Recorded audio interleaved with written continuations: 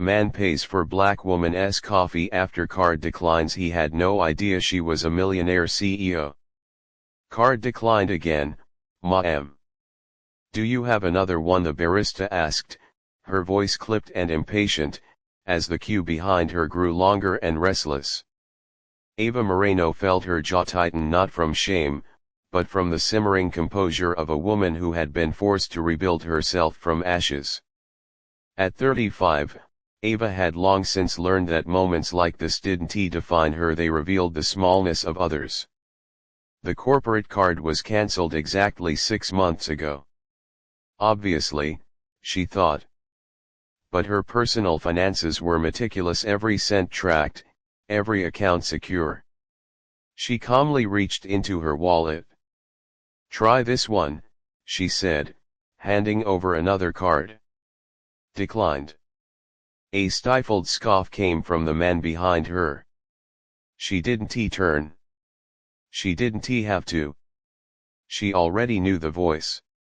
That's all right, barista, the man said with forced warmth. Just charge her coffee to my tab. Ava turned slowly. There he was. Leonard Grayson, steel gray hair perfectly combed, wearing a tailored navy suit with gold cufflinks and that signature smug grin. The same man who, 6 months earlier, had looked her dead in the eye in front of a boardroom full of old money executives and said, Ava, we value your perspective. But perhaps it's time you explored opportunities that better fit your background and vision. Translation: you don't belong here. Leonard had orchestrated a fake restructuring at Grayson and Hill to force her out after she nearly doubled the company's size in just 4 years as head of strategic growth. No severance. No apology. Just a quiet dismissal and a pile of NDAs. She didn't flinch. No thank you, Ava said coolly, voice wrapped in velvet steel. Oh come on, Leonard chuckled, lifting his Apple Watch toward the payment reader. It's just a coffee. 5.601 bankrupt me. The terminal beeped approved. He gave her a shallow smile, already turning away toward the executive lounge in the back, not sparing her another glance. To him, she was just another feel-good story he detailed at brunch, how he helped out a struggling stranger. He had no idea who she really was, or what was about to unfold. Ava took the coffee, murmured a soft thank you, and walked toward the exit. The moment she pushed open the door, her fingers brushed the envelope in her purse. Investor contracts. Signatures. Funding secured. 6 months of hushed meetings, tireless planning, and whispered deals had all led to this day. She was building something bigger, bolder, something Leonard could never dream of. She stopped at the door and glanced back. Leonard sat alone, staring at his phone, thumbs dancing over the screen. Oblivious. A hurricane was about to rewrite the rules of the game, and it had her name written all over it. Flashback, 6 months earlier. That same boardroom. That same company. Ava stood at the head of the long mahogany table, connecting her laptop to the projector with practiced precision. Behind her, 42 slides that mapped the company's future strategic brilliance formed from months of analysis, sleepless nights, and relentless dedication. Gentlemen, she began, adjusting her glasses, this proposal doesn't just help us survive. It positions us to double our profit margins within 18 months. Silence. All eyes were on Leonard Grayson, who sat at the head of the table twirling a 15,000 Mont Blanc pen between his fingers. Next to him, 5 identically suited men, each born into legacies Ava had had to fight 10 times harder to sit beside. Interesting proposal, Leonard finally said, not even glancing at the screen. But don't you think you're overestimating our ability to pivot? Then, the word, his favorite word, tradition. Tradition, the term he always used to cloak exclusion in respectability. It was code for, "We don't want you changing the rules we've rigged." But Ava wasn't there to beg for a seat. She was there to present a revolution. And when the polite applause ended, she knew one thing: they hadn't listened. But someone else would. Leonard Grayson had lied with that smug, rehearsed smile Ava Moreno had come to know all too well. 3 weeks after her dismissal, Grayson and Hill publicly unveiled a groundbreaking strategic overhaul. The media called it visionary. Investors called it genius. And Leonard he took center stage at a press conference, presenting Ava's proposal word for word as if it had sprung from his own mind. 6 months later, the company's stock had tripled. Ava hadn't received a single line of credit. No mention. No acknowledgement. Not even a courtesy nod. And when she questioned it, she was summoned into Leonard's corner office, where the Manhattan skyline glowed behind him like a stage backdrop. "Look, Ava," he said smoothly, reclining in his 12,000 leather chair, "you're intense. Focused. But maybe it's time you found something more in line with your background. I'm sure there are nonprofits or community organizations that would love someone with your dedication. NGOs." As if she were a kindly do-gooder, not the architect behind the company's historic turnaround. But Ava didn't argue. She didn't plead. She simply nodded once and left the room. Because by then, the seed had already been planted. Now, 6 months later, she strolled down a busy Manhattan street, the same coffee in hand that Leonard had so generously insisted on paying for. For the first time in months, she smiled. Not a smile of thanks. A smile of foresight. The envelope tucked safely inside her purse didn't just hold investor contracts. It held something far more powerful: the official launch of Genesis Capital, a strategic consulting firm Ava had built from scratch in absolute secrecy. She spent every waking hour recruiting quietly, methodically, like a general assembling her army. 15 former Grayson and Hill employees had already signed with her. Not just anyone, the most overlooked, underappreciated minds in the company. The ones Leonard had discarded, dismissed, or reorganized for failing to conform to his archaic idea of corporate culture. They weren't just former colleagues. They were fuel. Brilliant women. Black and Latino professionals. Immigrants. First-generation college grads. People who had been told in a dozen coded ways that they didn't fit. Each one carried two things: insider knowledge and a hunger for justice.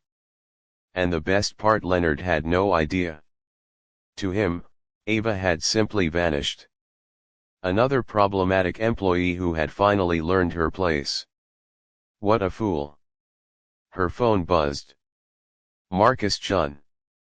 Once the company's IT director, fired under the pretense of not being culturally aligned. Translation: a first-generation Asian American with too many foreign ideas. Message: meeting confirmed for tomorrow. I'm bringing a special gift: 5 years of Grayson's internal email backups. Yes, even the deleted ones. Ava stopped walking, closed her eyes, and inhaled deeply. Leonard Grayson had made the most predictable mistake of powerful men: he had underestimated a woman he tried to break. He thought he had erased her. But she had documented everything. Every stolen idea. Every veiled insult. Every weaponized compliment. Filed, labeled, and now weaponized in return. What he didn't know was that while he enjoyed the fruits of her labor, she had been building something far more dangerous: a machine designed to dismantle him piece by piece. Not with rage. With strategy. 24 hours later, Genesis Capital headquarters. 23rd floor, Financial District, NYC. The boardroom was modest but sharp, with a skyline view that made even Ava pause. Around the oval table sat 15 of the brightest minds the corporate world had overlooked. Each had a personal vendetta. Each had nothing left to lose and everything to gain. Marcus connected his laptop to the projector. He looked up, grin wide. "All right folks. You're going to enjoy this." The screen lit up. Internal emails. Not just ordinary exchanges. Deleted messages. Hidden folders. Private chats between Leonard and other executives carefully recovered from archived servers. "Let's start with this one," Marcus said, clicking open a message from 2 years ago. "We need a subtle way to clean house. Too much diversity is disrupting our traditional dynamic. Especially Ava, too assertive for a woman in her position." A low, angry murmur rippled through the room. Patricia Morales, former marketing director, laid off after raising questions about pay disparity, clenched her fists.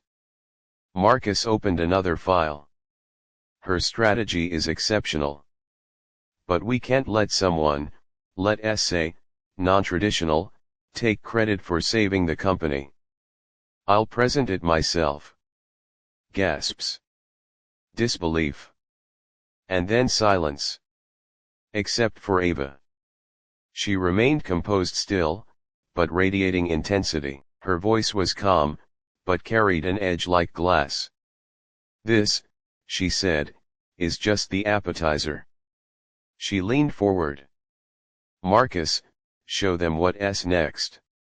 "What we found in the government contracts," Ava began, her voice low but razor sharp, "wasn't just unethical, it was criminal." She tapped her finger against a printed page as everyone at the Genesis Capital boardroom leaned forward. "Leonard has been systematically inflating diversity numbers on federal contract bids for the last 3 years. He used temporary hires and outsourced contractors mostly for show, then submitted false compliance documents to meet minority and gender inclusion targets."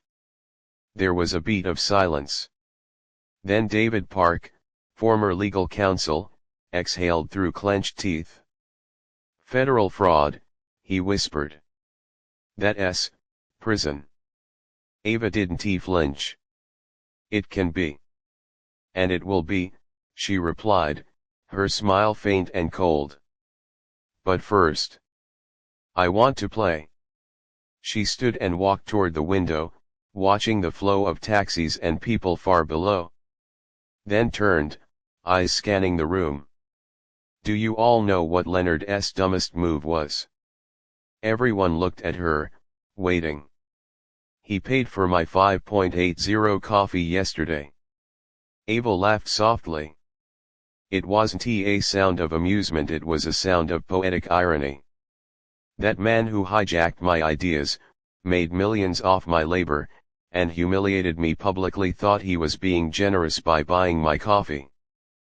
Patricia Morales scoffed in disbelief. "The audacity of that man knows no bounds." "Exactly," Ava said, returning to the table. "And that same audacity is what will end him. Because while he thinks he is still the master of the chessboard." She flipped open a folder. "We're already writing the rules of a new game."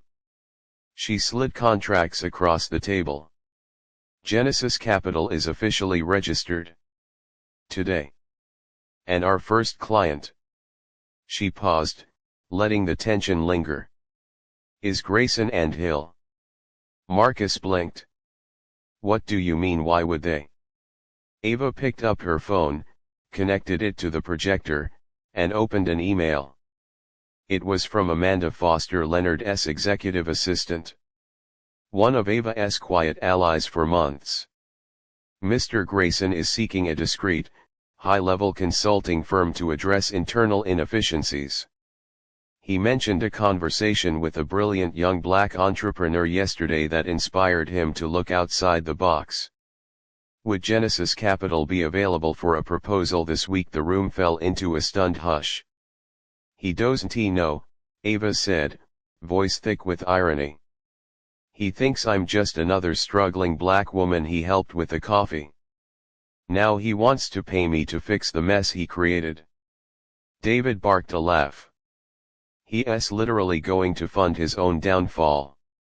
Even better, Ava added, holding up another folder. Amanda gave me access to client lists Grayson and Hill lost in the last 6 months.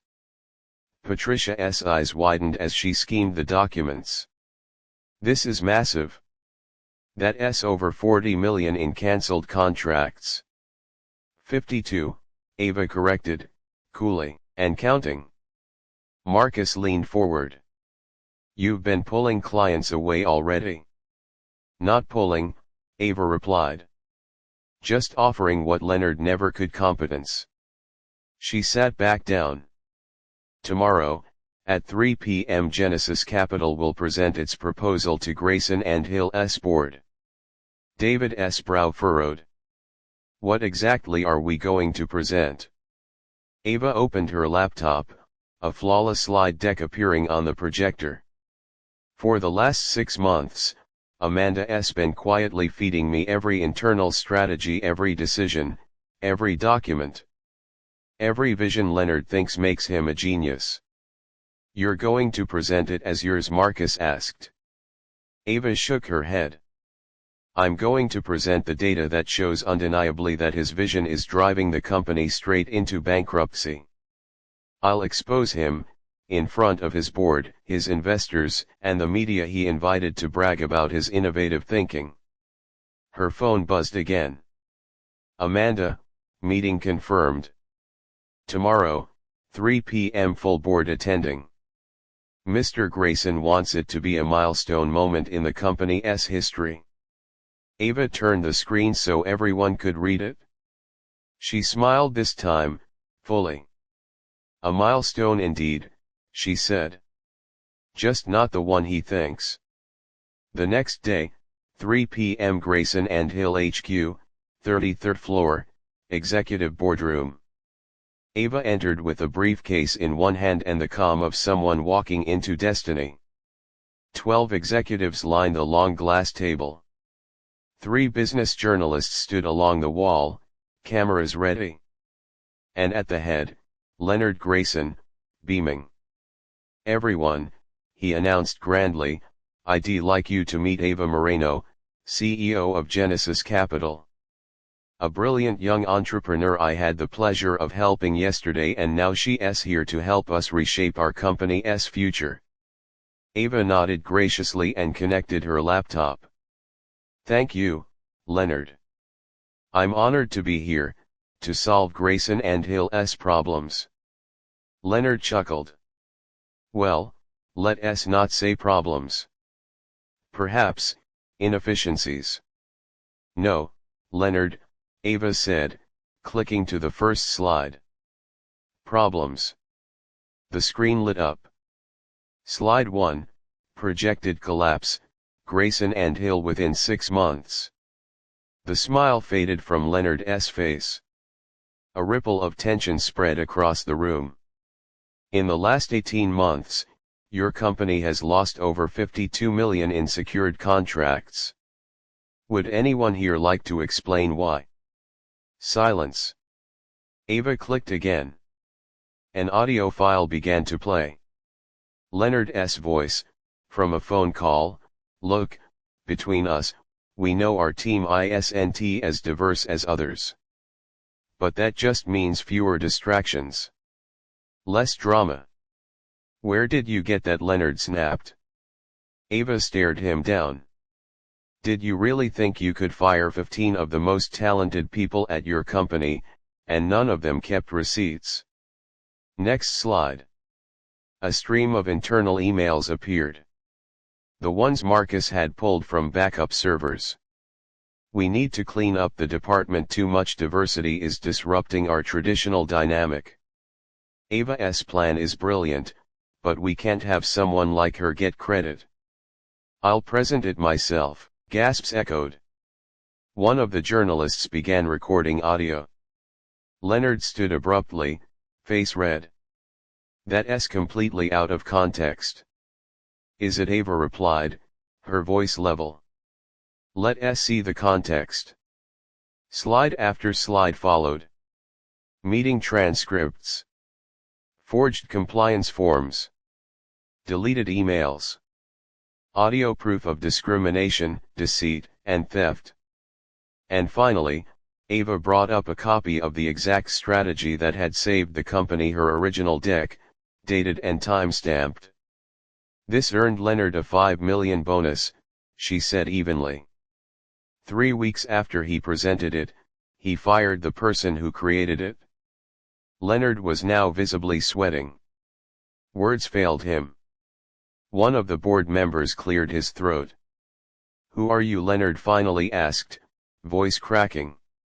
Ava turned, finally allowing the full weight of her smile to break free. I am Ava Moreno, former director of strategic growth. The mind behind your so-called miracle turnaround. The woman you underestimated. And the storm that just walked through your front door. Silence. Except for the quiet scribble of pens, and the unmistakable click of a camera shutter capturing the moment Grayson and Hill's legacy began to collapse. The same person you fired for being too assertive for a woman in her position, Ava Moreno continued, her gaze locked on Leonard Grayson, the same person you bought coffee for yesterday, thinking you were doing charity work. The silence in the Grayson and Hill boardroom was absolute. No one moved. No one breathed. Leonard leaned forward on trembling legs, barely able to hold his weight. His hands gripped the edge of the table, knuckles white. But here's the most fascinating part of our story, Ava said, letting her words hang in the air like a blade. In the past 6 months, 15 of the people you discarded, the same people you said didn't fit the culture, have started their own companies. She clicked to the final slide. On screen, a list of major contracts once belonging to Grayson and Hill. One after another, each now redirected to the independent firms founded by the very talent Leonard had underestimated. In total, Ava announced, the network of professionals you fired out of prejudice now controls over $120 million in annual business, nearly 3 times what this company currently brings in. A journalist raised a cautious hand. Ms. Moreno, what does this mean for the future of Grayson and Hill? Ava didn't break eye contact with Leonard, who had collapsed into his chair, face pale, sweat clinging to his collar. It means arrogance has a price, she said. And that price is total irrelevance. She calmly closed her laptop. Genesis Capital has no intention of saving Grayson and Hill. We came here today to show you on the record what happens when a company builds its legacy on prejudice, on theft, on privilege masquerading as competence. Leonard tried to speak, but the words died in his throat. You planned all of this. Ava nodded, lifting her briefcase. Every humiliation you put me through. Every opportunity you stole. Every patronizing smile. I archived them all like receipts. She walked slowly toward the door. Then paused. Oh, and Leonard. She turned her head slightly, just enough to meet his eyes. Thanks for the coffee yesterday. She smiled coldly. It was the most expensive 5.80 of your life. And then she was gone. Behind her, chaos erupted. Phones buzzed. Journalists whispered urgently into their mics. Executives were already receiving frantic messages from investors, clients, and partners, most of whom had watched the entire presentation live, thanks to the reporter broadcasting from his phone. In the hours that followed, Grayson and Hill's empire collapsed in real time. Investors withdrew $400 million in capital. Federal investigators reopened the fraud case. Clients canceled billion-dollar contracts overnight. By the end of the quarter, the company that once crowned Leonard Grayson as a genius, was bankrupt. 18 months later. Genesis Capital Headquarters, Manhattan. The panoramic skyline shimmered through floor-to-ceiling windows in Eva Moreno's penthouse office. Genesis Capital had become the most respected strategic consulting firm on the East Coast. Annual revenue, $230 million. Global client base. Unmatched reputation. A chime echoed from the intercom. Ms. Moreno, her assistant said, "Forbes is here for your cover interview." Eva smiled. They had named her CEO of the Year, the first black woman in 15 years to receive the honor. The headline: the 5.80 revenge that cost an empire. Meanwhile, Queens, New York, one-bedroom apartment. Leonard Grayson sat hunched over a battered second-hand laptop. The mansion was gone. The yacht sold. The family, fractured. His wife had divorced him. His children had changed their last name.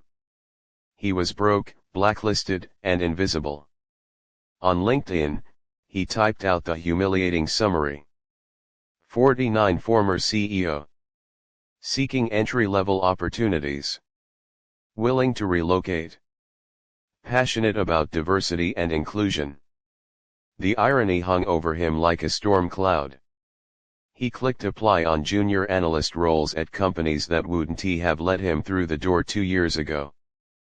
Back at Genesis Capital, Marcus Chun, now CTO, walked into Eva's office, grinning. "You have to see this," he said, showing her his phone. A video played, Leonard, in a desperate, self-recorded plea.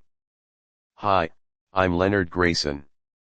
I'm looking to restart my career, in a diverse, inclusive workplace where everyone has a voice." Eva laughed, deep, rich, and honest. "The words he once mocked," she said, "are now his only lifeline." "There's more," Marcus added. "He emailed us. He wants to work here." Patricia Morales, now director of marketing, walked in just in time to hear that. "You're joking." Marcus pulled up the message. "I believe I can bring value to a company like Genesis. I've learned so much and I'm committed to building something new." Patricia raised an eyebrow. "What did you say?" "I sent a 2-line response," Marcus replied. "Mr. Grayson, thank you for your interest. Unfortunately, your experience does not align with our culture of respect, integrity, and meritocracy." Genesis Capital, HR. Eva walked to the window, overlooking the city where it had all started. Somewhere out there, Leonard was likely sitting in another humiliating interview, trying to explain how his billion-dollar empire vanished overnight. "Do you know what the most satisfying part of this is?" she said softly. "It's not that we destroyed Leonard. It's that we built something he never imagined was possible." She turned to her team, 15 brilliant minds once discarded by a system that couldn't recognize their worth. 15 people fired for being too different are now millionaire founders. That's not revenge. That's a revolution. Patricia smiled. "And we did it without breaking a single rule. No sabotage," Marcus added. "No crime. Just, competence over privilege." Eva nodded, her voice calm and powerful. "Leonard thought he was buying me a coffee. What he didn't realize." She paused, glancing back at the team, her family. "Was that those 5.80 weren't a favor. They were a seed. And we turned that seed into an empire." That night, Midtown Manhattan. Outside the same coffee shop. Eva passed by the cafe where everything had begun. The same cashier stood behind the counter. He looked up and instantly recognized her. "Ms. Moreno, he said, wide-eyed. It's an honor. She smiled and ordered her usual. A large latte. Extra shot. She handed him a sleek, matte black card with no limit. Approved, he said, still smiling. Ava took her drink and looked around. No executives smirking behind her. No cards being declined. No pity disguised as generosity. Only power. Real, earned, and untouchable. Because the greatest revenge wasn't destruction. It was elevation. And when they finally look up, they find you've risen so high. They can't even see you anymore.